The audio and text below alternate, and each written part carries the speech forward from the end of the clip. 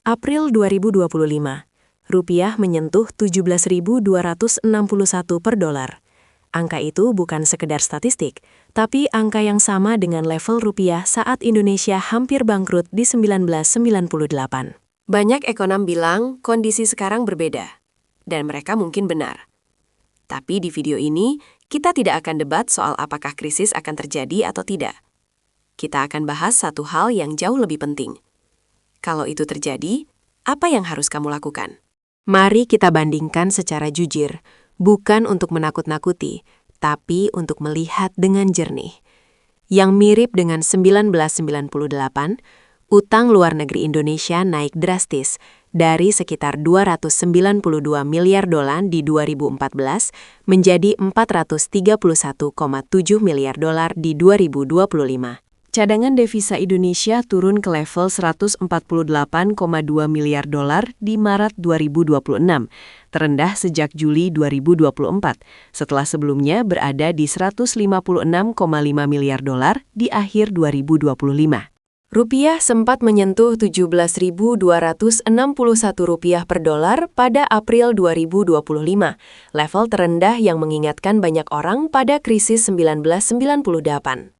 Yang berbeda dari 1998, ekonomi Indonesia masih tumbuh 5,11% di 2025.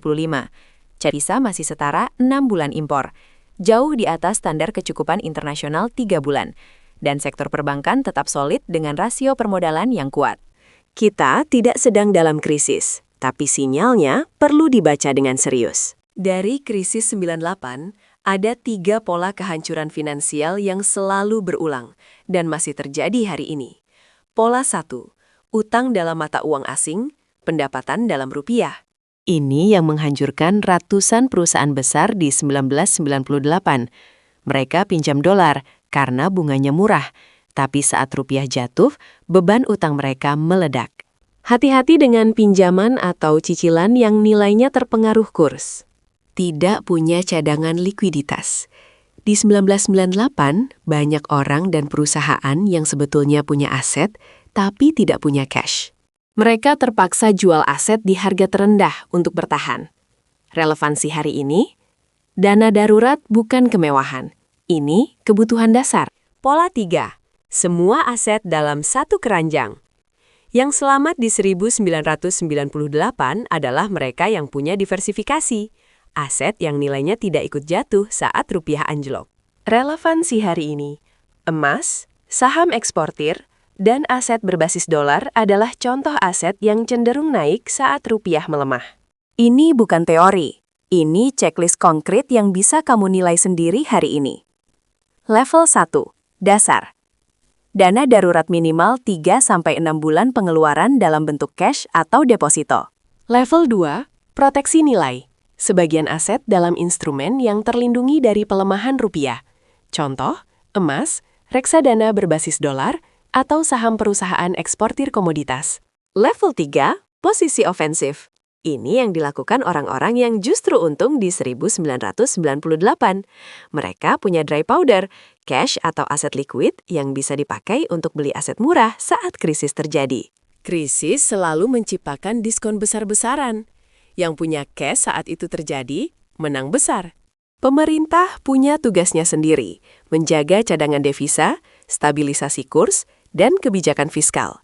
Tapi kamu tidak bisa mengandalkan pemerintah untuk melindungi keuangan pribadimu. Sejumlah analis mengingatkan bahwa pelemahan rupiah pada 2025 bisa berlanjut di 2026 dengan volatilitas yang lebih tinggi, terkait dengan peningkatan risiko keuangan global. Jendela waktu untuk bersiap mungkin tidak sepanjang yang kamu pikir. Krisis 1998 tidak menghancurkan semua orang secara merata. Yang tidak punya persiapan, hancur. Yang punya posisi yang tepat, justru keluar lebih kuat. Sejarah tidak mengharuskan kamu untuk jadi korban. Tapi sejarah juga tidak akan melindungi kamu kalau kamu tidak mau belajar darinya. 3 hal yang bisa kamu mulai hari ini. Bangun dana darurat, diversifikasi aset dari rupiah, dan pelajari aset apa yang naik saat krisis. Ini adalah penutup dari seri Krismon 98 di Lensa Sejarah. Kalau video ini bermanfaat, subscribe dan bagikan ke orang yang perlu dengar ini.